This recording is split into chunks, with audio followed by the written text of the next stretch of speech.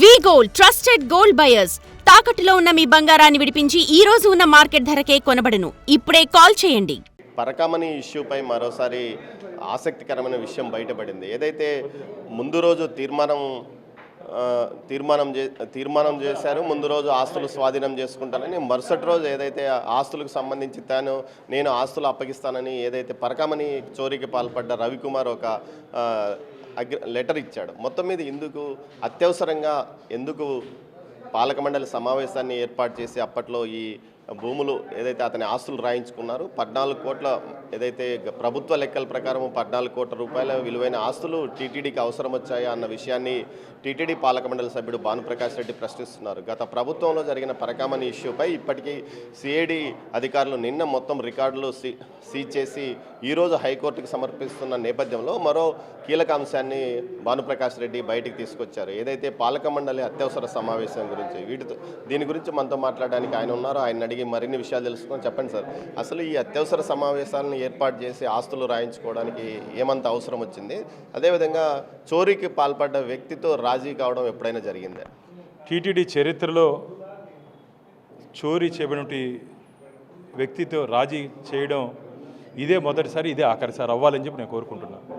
గతంలో శ్రీకృష్ణదేవరాయల గారి సమయంలో గుళ్ళో ఆభరణాలు దొంగలించారని చెప్పి 11 మందికి మరణశిక్ష విధించారు ఆ రోజుల్లో, కొన్ని వందల సంవత్సరాల ముందు.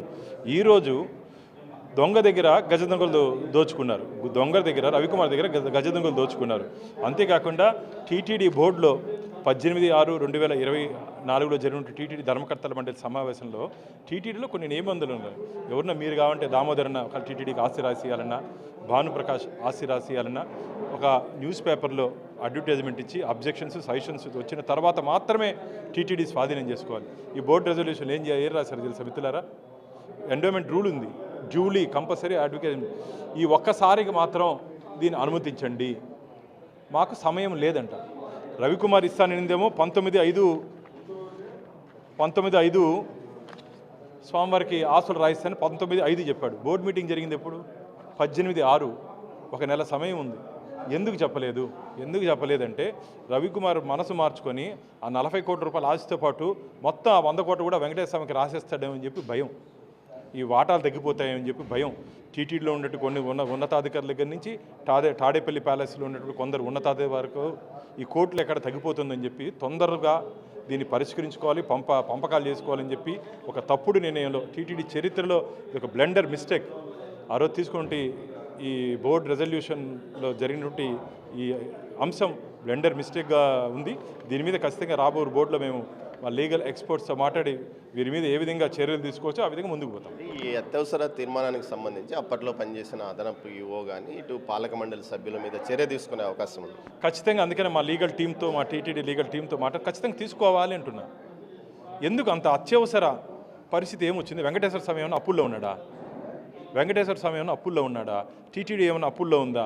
దాదాపు 20,000 కోట్ల ఫిక్స్డ్ డిపాజిట్తో రోజుకి 4 కోట్ల రూపాయలు హుండీ ఆదాయంతో నడుస్తుంటే ధార్మిక సంస్థ మీ వ్యక్తిగత ప్రయోజనాల కోసం, మీ వ్యక్తిగత లబ్ధి కోసం మీరు ఈ అంశాన్ని మీరు తీసుకొని వచ్చి బోర్డులో ఈ పరకామణిలో పంపకాలకి శ్రీకారం చుట్టారని చెప్పి నేను భావిస్తున్నాను. పరకామణి ఇష్యూలో నా పాత్ర ఏం లేదు, నా పాత్ర ఏదైనా తేలితే తల నరుక్కుంటానంటూ కూడా మాజీ ఎమ్మెల్యే బహిరంగంగా సవాలు విసిరాడు. దీనికి మీరేమంటారు?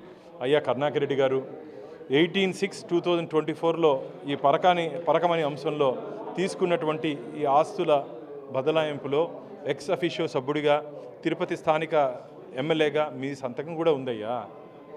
దీనికి మీరు సమాధానం చెప్పండి. తల నరుక్కునేది, చేతులు నరుక్కునేది ఏం వద్దు. చేతులతో ఎందుకు సంతకం చేస్తే దానికి సమాధానం చెప్పండి చాలు. ఈ రవికుమార్ అసలు ఉన్నాడా లేకపోతే ఏంది? రవికుమార్ విషయం మీరు ఇంత చర్చ నడుస్తుంది, ఏదైనా ఈ కేసులో తుది సాక్ష్యం చెప్పాల్సింది ఏదైతే చోరీకి పాల్పడ్డ రవికుమార్, అతను ఉన్నాడా లేకపోతే అతను బయట ప్రాంతాల్లో అజ్ఞాతంలో ఉన్నాడా? ఏం పరిస్థితి? అతని గురించి కూడా మేము మాకున్నటువంటి కాంటాక్ట్స్ ద్వారా మేము వారిని కలిసే ప్రయత్నం చేస్తున్నాం, కానీ వారు అందుబాటులోకి రావట్లేదు. ఖచ్చితంగా వారికి భద్రత కల్పించాల్సిన బాధ్యత ప్రభుత్వం మీద ఉంది. కానీ భగవంతుడు ఈ అంశాన్ని బయట పెట్టించాడు అందరి దగ్గర, కాబట్టి భగవంతుడు కూడా వారికి రక్షణగా ఉండాలని చెప్పి నేను ప్రార్థిస్తున్నాను.